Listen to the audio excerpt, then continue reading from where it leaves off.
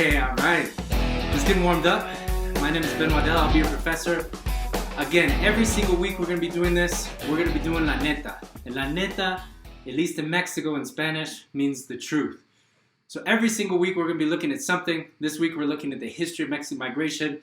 And we're going to be trying to knock stereotypes out of the ballpark.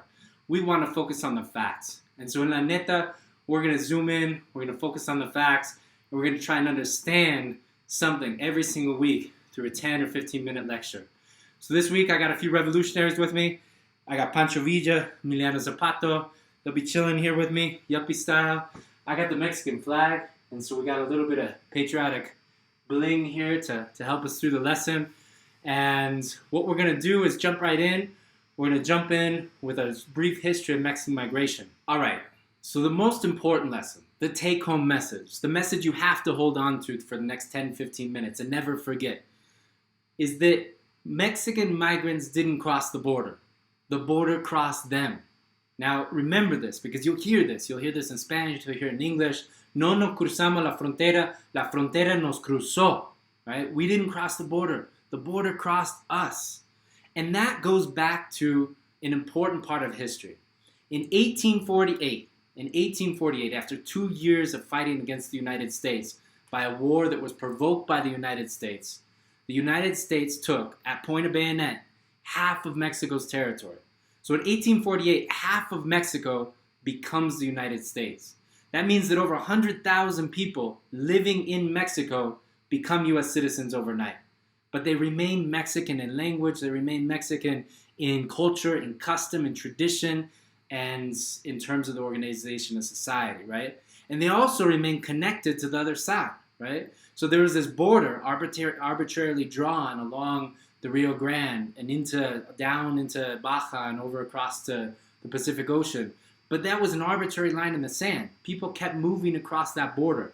People kept their familiar ties across that border. So 1848 is key. If you remember nothing else from this lesson, remember that in 1848, half of Mexico became the United States, but it never completely stopped being Mexico, all right? So let's zoom in on a few dates here. You got me here. I'm still here. You can see me. I'll get a little closer. You see me, right? All right, here I am. Now, in 1910, Porfirio Diaz, the dictator who ruled Mexico for 31 years, in 1910, he was exiled. He leaves to Paris. That's where he ends up dying. But a civil war begins. And it was a brutal civil war, right? When we're talking about civil wars, one of the more brutal civil wars in the history of Latin America is the Mexican Revolution. During the Mexican Revolution, more than 1 million people died. Some put it as high as 2 million people. But for those million people who died, many more left their hometowns, their cities, the places where they were born. Some went to larger cities in Mexico, Guadalajara, Querétaro, DF, Mexico City, right? But many others went to the United States. And so 1910 marks a key period in Mexican migration because many people started leaving to the United States to work in agricultural fields, in mines, in meatpacking plants, and other things across the country, right? So 1910 is key. In fact, Mexican U.S. contractors, people working in the United States who own businesses and work for the government, were going down to Mexico during this time period to recruit people to come to the United States and work. And that's something that would happen throughout the 20th century. Now, in 1929, the Great Depression sets in, and the United States government decides that they didn't need all this extra labor in the United States. Over 500,000 people were deported. It was the first example of mass deportation in U.S. history. But that all ends in 1942. And this enters a new logic, right? The logic of Mexican migration, and most migration, is that when there is a demand for work, they bring people in, right? And then when that demand falls, they push people out. And so what we see in 1910 is a growing demand for workers, agriculture workers, especially in the Southwest in the United States, and there is an abundance of people leaving Mexico due to the conflict, right? In 1929, that ends because of the Great Depression. The world sets into this long period of economic depression. And then in 1942, we get a shift again.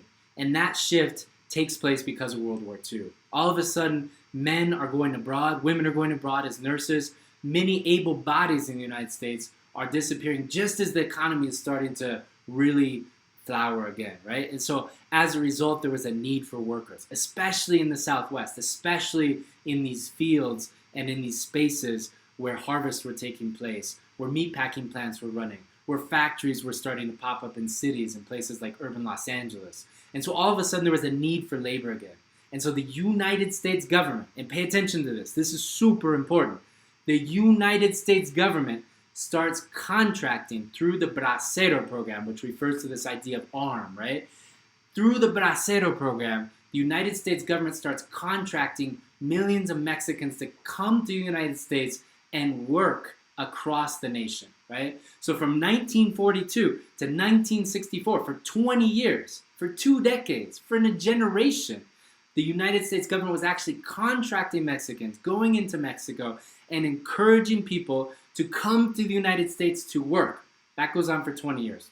In 1964, there wasn't a new agreement, and it ends. The Bracero program ends. And so migration is allowed to continue. The Border Patrol, it existed, but wasn't really enforcing the border yet. And so people could really kind of circular come in and go as they pleased, right? So people would come, work for 6 months, a year or two, and then go back. And the dream was always to go to the United States, save enough money to go home, build a home, and kind of build, instead of the American dream, the Mexican dream, right? So that was the dream for years. For the next 20, 30 years, you have this cycle of people coming and going across the border. Some stay, others go back, and you have circular migration going on in a region that originally was part of Mexico, right? So this goes on.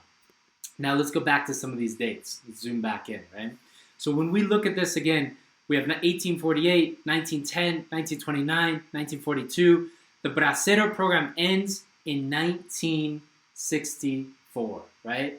But then in 1965, there's a complete remaking of the immigration system in the United States.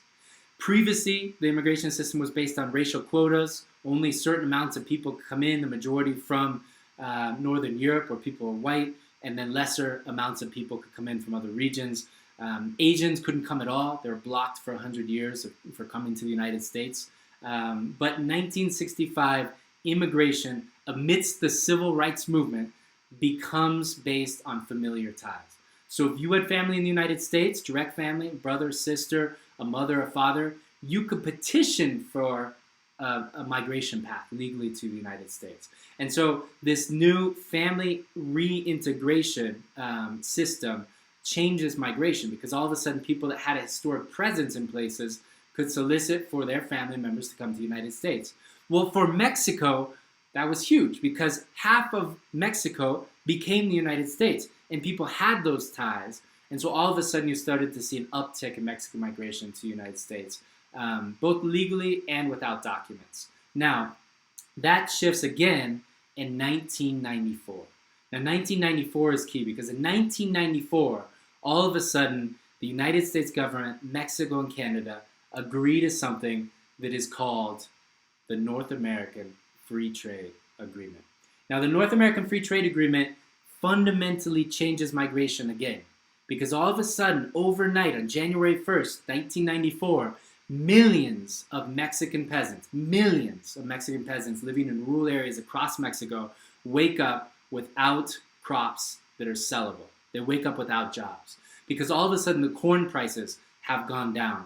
All of a sudden the beef prices have gone down. All of a sudden the poultry prices have gone down. All of a sudden the beef, everything you can think of, beans, etc., prices were going down, because all of a sudden Mexico was competing with the United States and Canada for grains, for meat production. And due to the agro industry in the United States and Canada, Mexican peasants couldn't compete within that market. So millions of people find themselves without work, and yet there's a massive demand in the United States due to the booming agro industry and industrial centers in certain parts of the United States. There was a booming demand for Mexican labor. And so those millions of people that were out of work in Mexico start going to the United States, right? So NAFTA had this huge push effect on Mexican society, pushed millions of people out, just like the 1910 revolution pushed millions of people out of Mexico, right? So you have these periods of massive social upheaval that lead to people leaving Mexico and going to the United States. Okay, so that is 1994.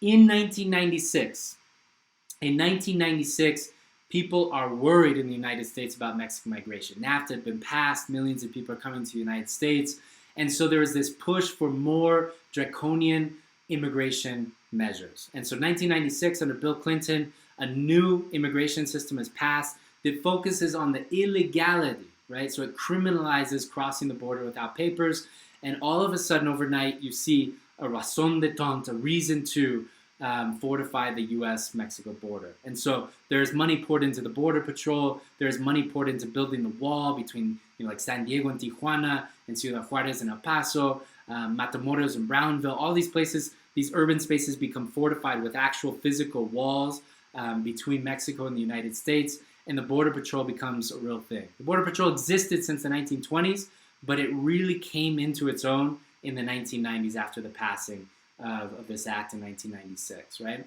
So that's 1996. Now the next date, and you have to hold on to this. This is like that first quote that I gave you, right? So we didn't cross the border crossed us. Well, this is the next most important thing you cannot forget.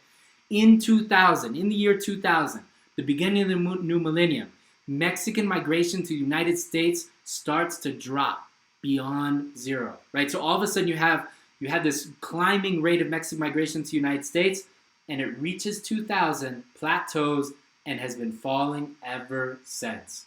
That's right. Mexican migration to the United States has been descending. It has been falling. It has been decreasing. It has been in free fall since 2000. Now, that doesn't mean people aren't still coming. People are still migrating from Mexico to the United States. But today, and really since about 2006, more people have been going back to Mexico than are coming to the United States. The net migration from Mexico to the United States is zero. That is, more people go back to Mexico every year than come from Mexico to the United States. Don't forget that, all right? So let's summarize some of this, right? There are a few take-home messages from this initial history lesson. One, the transnational economic links, right? Our economies between Mexico and the United States are linked, right? They're linked by history and economics. They're linked by culture, and they're linked by society. And so we may not share the same president, but we share a similar culture, society, and economic history, right? We are integrated in a sense. And so it's not unreasonable to imagine people moving from Mexico to the United States, or people from the United States to Mexico. This is a little known fact, but there are over 1 million U.S. citizens living in Mexico. And many of them, are undocumented, right? Retirees that have moved to a beach area, etc., and haven't kept up on their documentation. So this goes both ways, right? All right. So I promised you a story. This is a story that's close to my heart. So this is a story of Pedro Ortiz. Every week I promise you a story, and this is this week's story. It's about a man that I grew up working with. I grew up in Telluride, Colorado. That's where I was born. And then I moved to Norwood when I was about 8. Norwood is a town of like 500 people in southwest Colorado. And when I was in middle school, I started working a little bit of construction on the weekends, a little in the summer. And then in high school, I really started working as much as I could to save money, and I continued that through college. So in working construction, I came to work with a lot of people. But one of the guys that I worked with most was Pedro Ortiz. And Pedro was this just really nice guy who spent most of his days, like literally 6 or 7 days a week, working. And he would go for months on end working every day if he had it. So he worked for Boom Construction, which is a construction group out of Telluride, during the week, and then on weekends he'd work with us. Like him, I was trying to save as much money as I could. But Pedro's story was a little different than mine. Pedro had left Mexico during the period of economic crisis that followed NAFTA. When the North American Free Trade Agreement was passed, Pedro had to leave because his parents could no longer make money. He couldn't make money in the fields that they had made money in when he was growing up. And his way of life suddenly disappeared when he was about 16 or 17.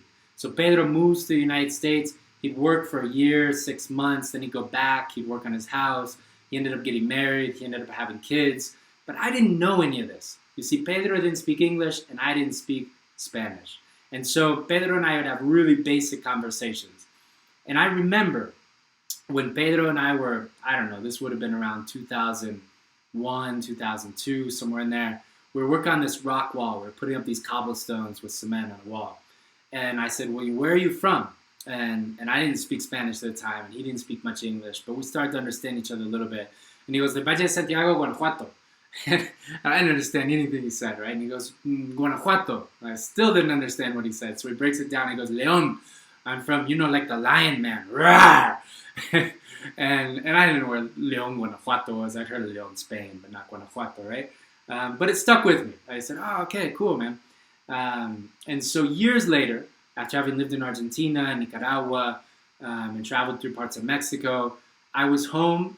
I was in graduate school at the time, but I was home for Thanksgiving. And I asked my mom, I said, "What happened to Pedro?" And she said, "Oh, I don't know, but I'll look him up. I got his number." And so she passed his number along to me, and I called him. And Pedro and I had this amazing conversation. We probably talked for about an hour. And, my wife happens to be from Guanajuato, so I go there a lot. I know the state well. It's in central Mexico. And so, we started talking. He goes, "Oh, I'm from Valle de Santiago, and I'm really from this little village outside of Valle de Santiago. And, my parents and my grandparents and my great-grandparents, who fought in the revolution, they all did, they worked in the fields. They had land, and they worked it. But after NAFTA, I couldn't work it, right? There was no way to make money. So I started coming to the United States. And he told me his story. And towards the end of his story, he told me how stressed he was. He told me, he said, I moved for 15 years, I worked, and my family was there, and I go back for 6 months and come, but that's become more difficult and more expensive, so I moved them here. That was my dream. But now that they're here, my wife doesn't speak English, and my kids don't speak English, but they're in school, and the kids make fun of them, and they're racist. And so Pedro, he was actually at the time working in Telluride, living about 2 hours away from Telluride. So he would get up at 4 in the morning with his kids, drive them to Telluride school, drop them off, because it was more accepting, he said, for his kids there. And then he would go to work, right? And then he'd pick his kids up around 5 or 6, and they'd go home. And so, all in all, like, his kids would be home from like 8, 9 o'clock at night to about 4 in the morning, and then they'd get up and do the same thing again the next day. So Pedro was really stressed. I said, "Oh, man, like, what can I bring back?" Because I was about ready to go to Mexico in December, right? It was around Christmas. It was Thanksgiving. I was getting ready to go. And, we talked about good tequila, etc. And I said, bring me back a good bottle of tequila. So I come back all excited. I'm excited to see Pedro. I hadn't actually sat down with him. We talked on the phone. And so I said, "Hey, Mom, I'm going to look up Pedro. I'm going to go visit him." She said, "Pedro's dead. Pedro passed away." I said, "What do you mean?" And she said, "Yeah, Pedro had a brain aneurysm. I went to his funeral. It was sudden. Like, no one expected it." And you see, I always remember Pedro. Whenever I talk about Mexican migration, whenever I talk about migration, I remember Pedro because Pedro, he died of stress. He died of the tension and the stress and the racism and discrimination, the lack of access to resources, the stress of having left his hometown and went to something completely new when he was 16. He died of stress, right? And that stress killed him. And so when I think of migration, when I think of migrants, I think of Pedro. Because the majority of migrants are just like Pedro. The vast majority of migrants work as hard as they can to get ahead in life, to get their families ahead. And oftentimes many people pay the ultimate price, right? So remember Pedro. Don't forget Pedro. I want you to remember Pedro. If you don't remember anyone else from this class, remember Pedro Ortiz. Let him sit with you as you read through the material for the rest of this course. All right, so that's the story. Now we're going to move on to something a little more fun. We're going to move on to La Neta. La Neta is the name of the series. La Neta is always the name of the last section. And this week's Neta is about Molotov. Now, there are a lot of musical groups in Mexico. Music is a big thing in Mexico. But there was one group that was huge in the 1990s. So when NAFTA was passed, when all this economic chaos was going on, migration was heavy, Molotov was huge. Molotov was singing about the political and social upheaval, singing about the chaos. So we're going to look at one song, and we're going to look at Frijolero. Now, there are many songs. Molotov has a diverse array of songs. But Frijolero, I think, is one of the most politically in tune songs. So pay attention.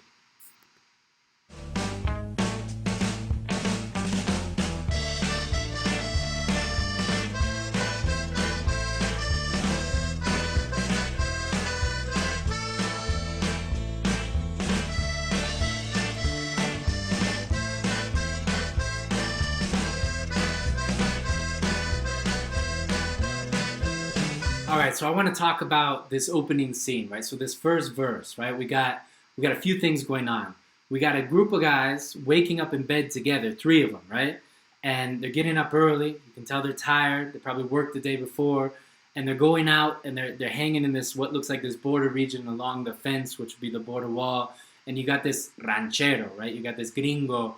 You got this guy, this white guy who's kind of got his cowboy hat and he's driving along looking for workers, and he puts up the number 3, and the guys jump in the back of the truck, right? And so that's your opening scene, kind of setting the tone for this back and forth between what is essentially Mexico and the United States. So we have this back and forth going on. So early on, day labor work, ranching, and then the living conditions, right? You're getting a sense of what living conditions are. Yo ya estoy hasta la madre de que me pongan sombrero. Escucha entonces cuando digo, no me llames frijolero. Y aunque exista algún respeto, no metamos las narices. No que inflamos la moneda, haciendo guerra a otros países.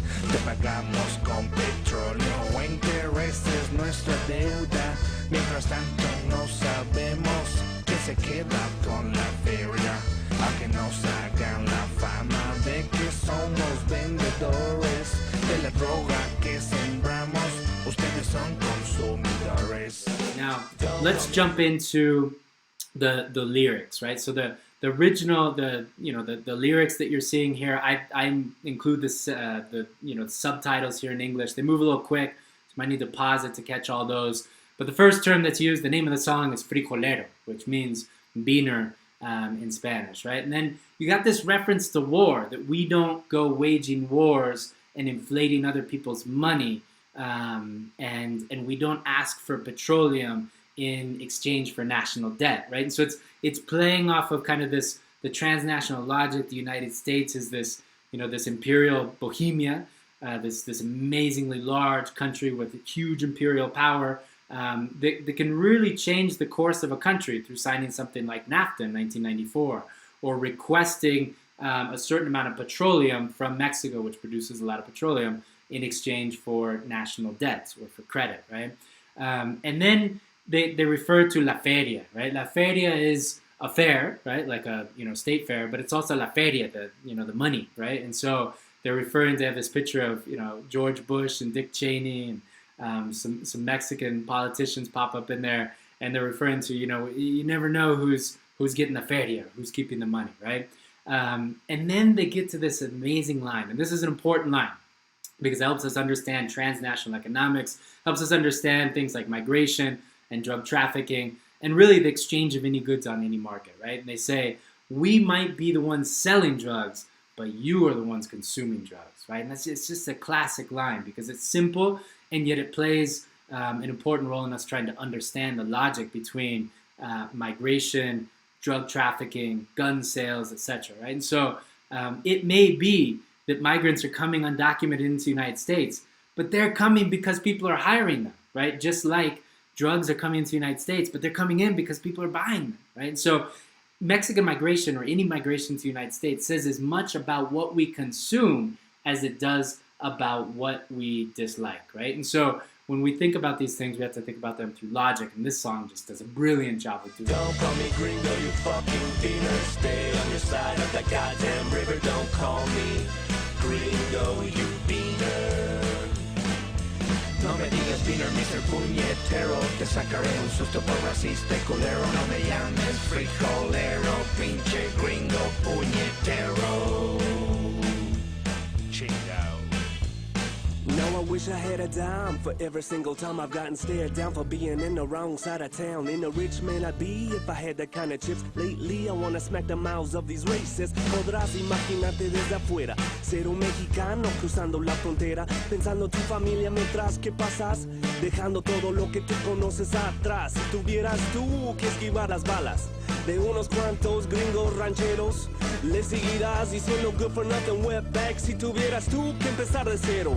Now why don't you look down on where your feet is planted? That U.S. soil that makes you take shit for granted. If not for Santa Ana, just to let you know that where your feet are planted would be Mexico. Correcto. Don't call me gringo, you fucking beaner. Stay on your side of that goddamn river. Don't call me gringo, you beaner.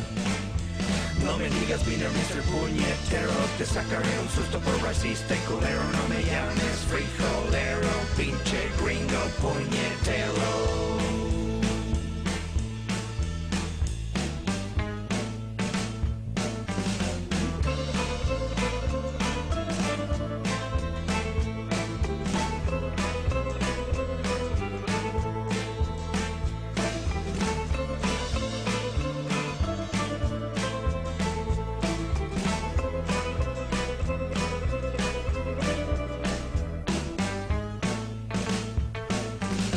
Don't call me gringo, you fucking beaner. Stay on the side of the goddamn river. Don't call me gringo, you beaner.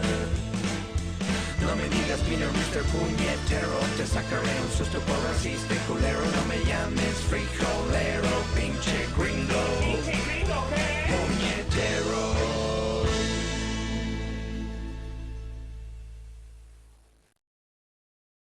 Doing that. Second verse. You got this border patrol guy running up and down the border. This is, kind of the depicted gringo saying, you got to stay on your side of the border. So this is the U.S. side of the song. This group is composed of both Mexicans and Americans. So you got an American rapping in English in this particular part. And then we jump into the third verse. And in the third verse, right, you get these really strong and simple lines like, what if it were you? What if you had to leave your home and start from nothing? What if you had to escape or kind of escape bullets, dodge bullets to get to a place like the United States to try and work and raise your family? What if you had to start from nothing? Right? And these are important questions. They're questions I want you to hold on to as we jump into the stories of migrants throughout this course. I want you to think about those questions. What if it were you? What if you had to leave your home?